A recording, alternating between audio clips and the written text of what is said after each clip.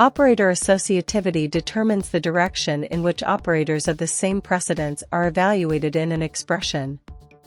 It specifies whether the evaluation groups operands from left to right, left associative, or from right to left, right associative. Left associative operators, most operators, are evaluated from left to right. For example, the subtraction operator is left associative. Right associative operators are evaluated from right to left. For example, the assignment operator equals is right associative. Understanding operator associativity is important for expressions involving multiple operators with the same precedence level, as it can significantly affect the result of the expression.